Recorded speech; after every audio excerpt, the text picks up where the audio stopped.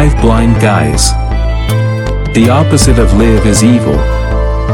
So to live is to be a living entity. And evil is when one is the polar opposite. One can tell the difference between the good and evil doers. As the good tend to drink their nectar from the honey jar, and the evil drink their nectar from the vinegar jar, and one's choices and actions are reflected out by the sweet or sour look on one's countenance as people share their dreams, duties, and accomplishments. The kitchen staff had within their possession 2 sugar bowls. The first was not properly cleaned from its last use, however, the second had been cleaned thoroughly. Now, when the bowls were filled with sugar so that they could be placed upon the popular restaurant's dining tables, the former bowl's sugar had been tainted by the remnants of its last use, and so it was rejected by the waiter before placing it upon the dining table, and the latter's sugar was accepted as it was untainted or perfectly intact. This spoken word music video is a plethora of constructive criticisms on Nemo's book The Tales on the Sand that was published in November 2017. Although it could be utilized commercially, this is not the video's intention. Rather, it is an actual demonstration or modern take on the famous Sufi tale of the blind man and the elephant. Or the need of Nietzsche's antidote from his prophecy in his famous book Beyond Good and Evil, where he predicted a free spiritual view of philosophy will arise that drops all preconceived values, prejudices, and flattery to the truths that it perceives in what he called perceptualism. Or ultimately, the existential psychological mindset of the 1960s that proclaimed that we distort the truths of reality by adding our own standards, views, and values to everything that we perceive. The Tales on the Sand, the critique. Jonah. This book, The Tales on the Sand, opens up by stating that all knowledge is just psychotic roleplay, made-up stories to entertain each other in the dark. Ironically, it seems that the smart monkeys hit the nail right on the head as far as the scientists and the sages are concerned. Metaphysically, this book states in its comprehensive and autobiographical introduction that this is a spiritual workbook of short esoteric tales that is a mixture of subjective channeling, insightful dreams, and objective research merged with fiction, which when used practically can help raise one's awareness, reinforce, or help one to contemplate one's eternal spirit, the bigger picture, and or a 21st century view of God in a neo-spiritual paradise that ultimately, after our work is done, we all get to reside. The book is split into 3 distinctive parts that will have you riveted to your seat as you contemplate its creation myths, moral, and its apocalyptic tales. In part 1, are petrified and mystified with its dark ghost stories, or get connected to spirit through Anza's sudden spiritual initiation, which awakens him to his destiny and his potential involvement with Extinction Rebellion, and also have a quick peek at the alien question on a parallel world. In part 2, which in turn softens you up for the psychic and science fiction time paradox adventures to come in part 3, which will have your very soul in leaps and bounds as you transcend from the dawn of creation to the final frontier, then ultimately on in through the gates of heaven. The main message of this book is that we serve our God with our love as we progress on our physical and spiritual adventures. Eventually we receive our rightful place in the light beyond the light once our karma has been resolved and our spirit has reached its journey's end, which is absolute perfection. The book finishes with a series of nuggets for the reader to mull over, digest, and enjoy at his or her own leisure, and whether one is a non-believer, or a believer in irony, or just simply faith, I assure you that after reading this book with its metaphors, hypotheses, and illusions, that you will be left with an overwhelming sense of self-awareness, spiritual completeness, and literary satisfaction. Sufi. The very first impression I gained from the Tales on the Sand is that you have compiled a very professionally written and highly competently constructed product. It is most certainly necessary to have such qualities, since it presents itself in the popular Kindle category of spiritual short stories. You write in a very sophisticated and polished way, but a way that is also highly readable, and there is nothing in it that I found particularly irksome or that would cause any type of reader to reject it out of hand. You have quite exceptional ability as a writer, The style is elegant and descriptive, imbuing each narrative with the sense of grandeur necessary to make a piece of fiction like this work. Spiritual stories of self-discovery often deal in metaphors and allegories, a stylistic choice which you have thankfully adopted in your own prose. There's an inherent sense of philosophy and contemplative thought in your writing that shines through in each passage, imbuing your work with a strong and confident sense of personality and character. You never waver in your storytelling abilities, and it is clear that you believe in the morals at the heart of these stories, establishing an authoritative tone which resonates deeply with a reader. Ultimately, when looking at the quality of the literature and the writing style, there is very little to criticize, as you have fortunately been able to capture the same persuasive tone and character that makes a piece of work like this so affecting. Fortunately, you clearly know how to spin this sophisticated writing into a professionally edited and structured product that never dips in quality or focus. Although your narratives can vary in length, it is a testament to your ability as a writer that you have been able to make each one just as effective as the last, with none of them overstaying their welcome. Each story has an engaging central hook and theme that would keep a reader interested in the material, making for self-contained mini-narratives that all share similar thematic through lines. The narratives themselves are also extremely layered and nuanced, and invite intellectual analysis and deconstruction of what you are trying to say in each one. This sort of deep engagement with the material is expected from similar books on the market, and you have done well to create a piece of work which is not only satisfying from a pure narrative level, but which also excels and does not crumble under the weight of intellectual scrutiny. Likewise, it helps that your stories have clear central focuses, maintaining a sense of cohesion throughout your work. You have packed a lot of different narratives into your book, far more than most short story collections, yet each one is punchy enough and has enough to say that none of them feel extraneous or unnecessary.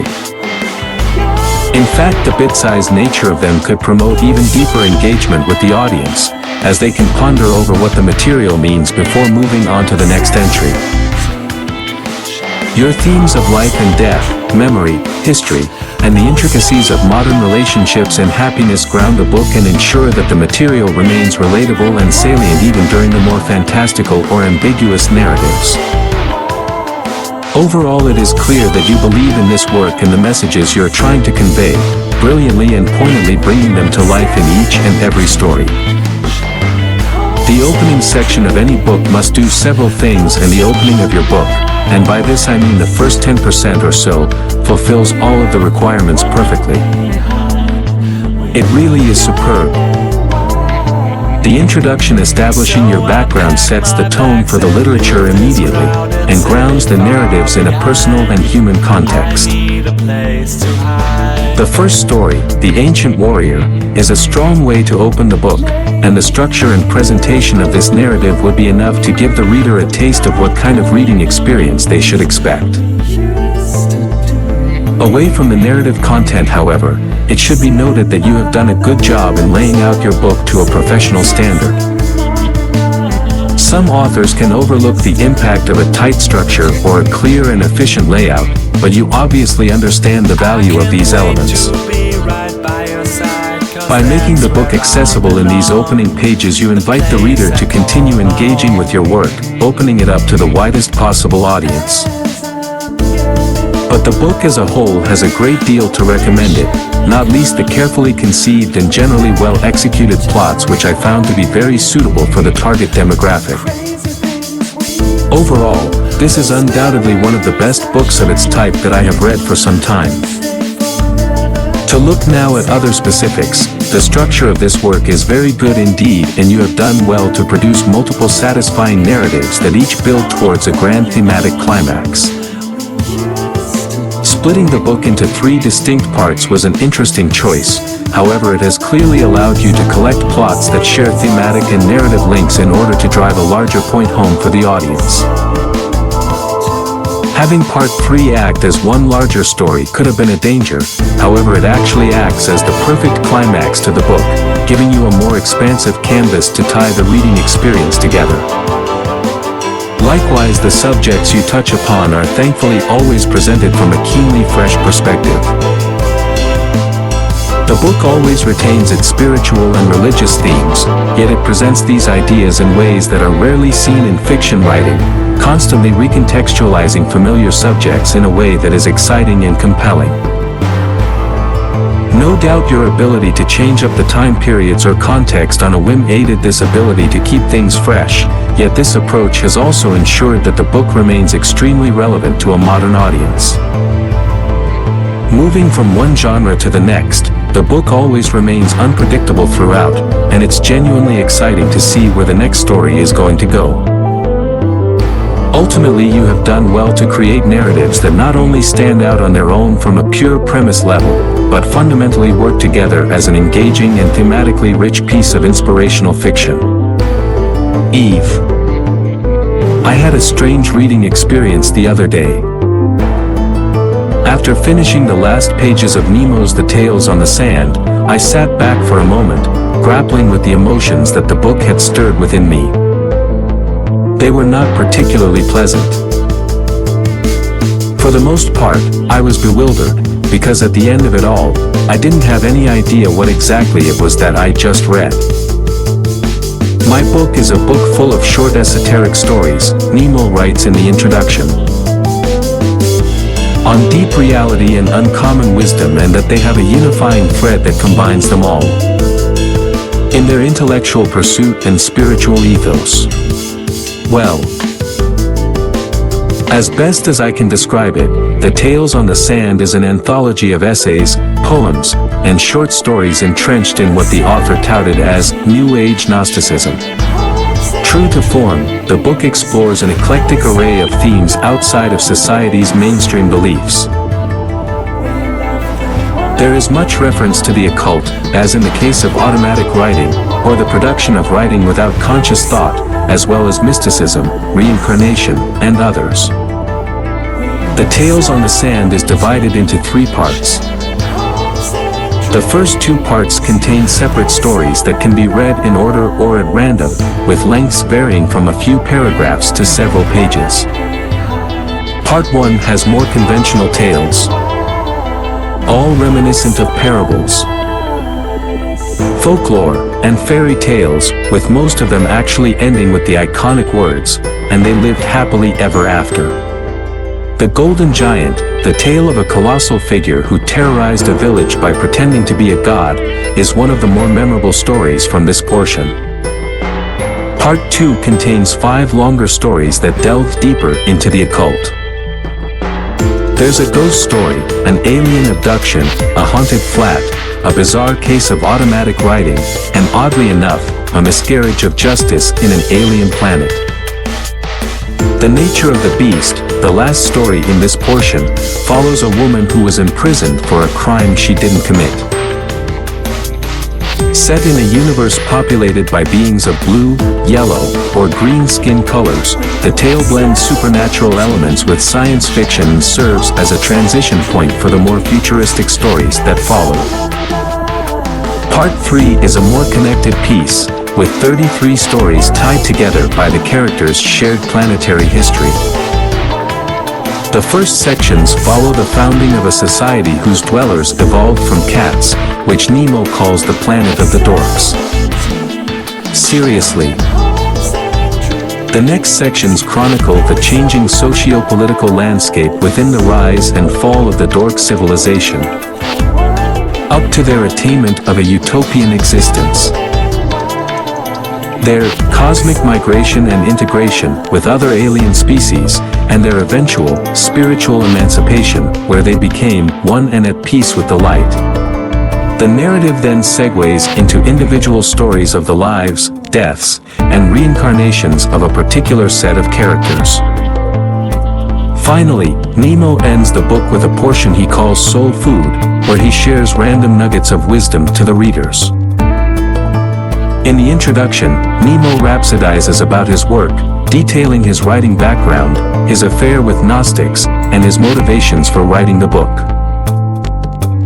He proceeds to say, I am sure that you will find them both enjoyable and inspirational if you truly connect with my spiritual perspective and values.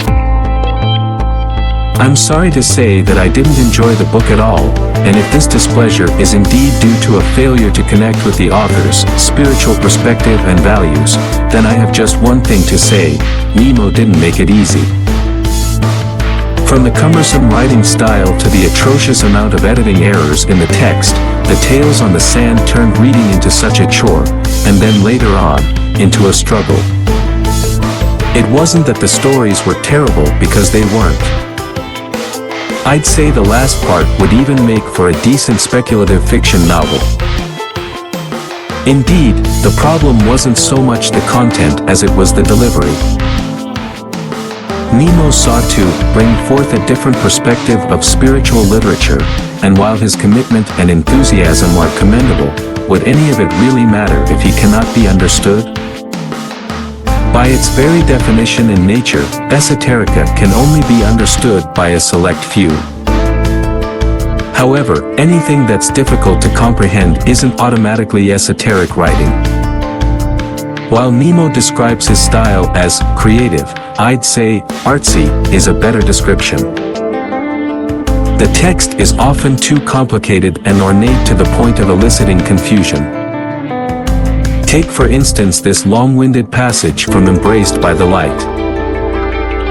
Once they had their souls, the Lord gave them another special gift, and that was called death or crossing over, and why it was a gift and should be seen in the light of joy was because when it comes, and it comes to all its children, one is not terminated, one is liberated and set free in an oceanic world of love, peace, freedom and bliss, and they got to see the Lord in person in its own residence. This quote from the Omen further shows the type of writing that the book offers. The teacher had a look of anxiety sweep across his countenance for a moment, bringing yet another pause to his speech while he regained his composure.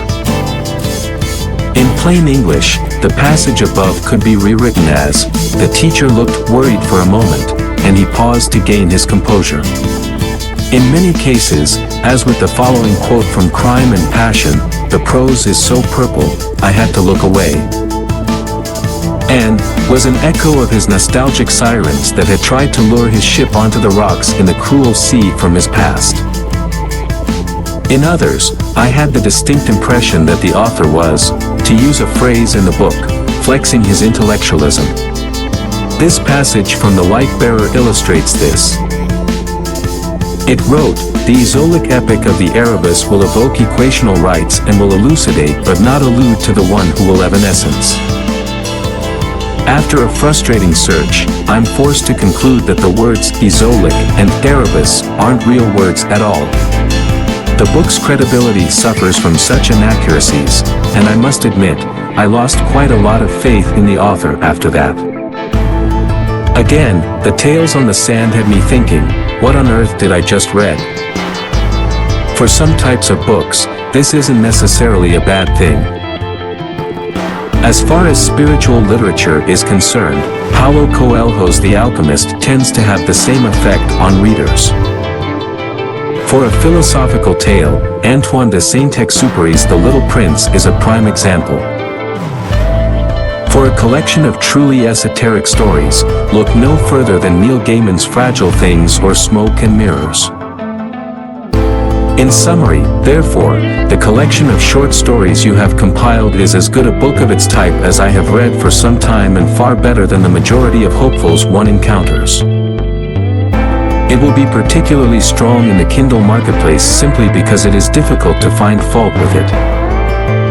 It seems to possess everything required to be successful, and one cannot praise more highly than that. Mary.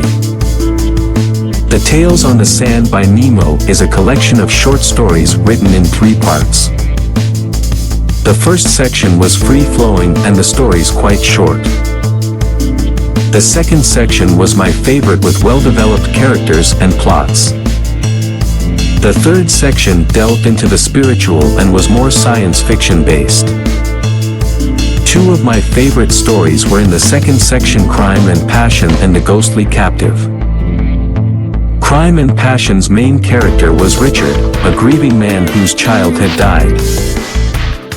It tore his marriage apart not only because of the death, but because he had dreams about another woman for years and his wife could not take the lonely marriage anymore. Richard started a new life by trying to find the woman he had been dreaming about. He ended up finding the woman of his dreams and solving a mystery with an excellent twist at the end. The Ghostly Captive was a story about a single mother who moved into a new community and ended up in a possessed apartment. I had shivers down my back as it had some scary moments in it and is a must-read for anyone that enjoys the paranormal. Nemo, the author, has compiled a unique collection that he can call his own. He covered a lot of ground within the 3 sections with everything from moral tales to paranormal and horror stories to the final conclusion in the 3rd section. The 3rd section was perspectives about the universe and some of the stories were more like historical recitation of events and histories. It went into aliens, time travel, artificial intelligence and the melding of humans and also offered spiritual perspectives of concepts of God. His writing style is very passionate but can also be esoteric. It is a book that you can choose to read from cover to cover or something that you can read parts of and come back to. Tales on the Sand offered some interesting thoughts on who we may be, where we may come from and finally, who God may ultimately be. Mary. Tales on the Sand is a collection of thought-provoking tales on mystical fantasy. They are full of wisdom. The book is divided in 3 parts.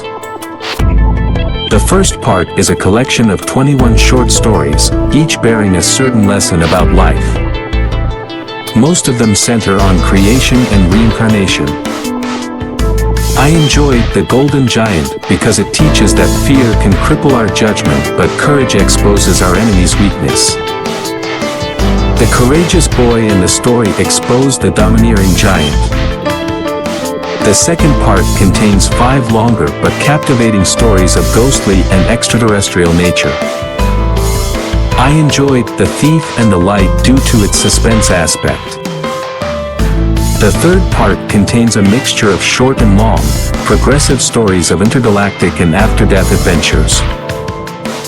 The themes revolve around the supernatural, reincarnation, mysticism and life beyond this life. The language of the book alternates between simple and complex. Some of the stories have an easy-to-understand structure while others require the reader to expand their mind in order to understand. The tone of the book portrays an italics happy author who ardently embraces spiritualism. Additionally, when complex concepts are explained using dialogues, they become easier to grasp. Therefore, an inclusion and a breakdown of dialogues would make the stories easier to decipher. I enjoyed Spirit School on page 236 because it breaks the monotony of prose and includes dialogues. I most love the lessons contained in the short stories because they have a lot to teach about life. This is a book full of uncommon wisdom. I least like the overwhelming length of some sentences. I had to read and reread because I kept losing the meaning within the sentence. Nevertheless, the stories were creatively construed. It was interesting to note the author's fondness in referring to God as it, owing to the genderless nature of godhood. I came across errors, but the book has no profanities and erotic content. This is an amazing book for those who embrace spiritualism and cultism. The philosophical stories have a superior aspect of human experience, which, in turn, presents insight into the nature of the soul and the spiritual journey. Helen. Great read, really enjoyed this book. It's a collection of thought-provoking short stories so great for those of us with little time, or if like me you won't be able to put it down and read it all at once. Beautifully crafted and a joy to read, with some great insights and epiphany moments. Each story can be read on many different levels and really leaves you thinking. Thoroughly recommended. Great fun to read. Vivid and playful writing style does not obscure the deeper meaning and implications within the text. The stories are engaging, well-paced, and easy to read. Looking for more by this author? Can't wait. Lucy. This book is a one-way ticket to enlightenment. Its stories are fascinating, scary, and also filled with love and endless experience. Some of the stories are more like life lessons, things that we can all reflect upon and relate to in one way or another, albeit a goal we're trying to reach or the journey we've taken to get to the perspective we relate from. I like to sometimes use the book like a stack of tarots, and whatever part of the book opens to me is something to guide or advise me with the reason I've done it that time. I highly recommend the book to anyone.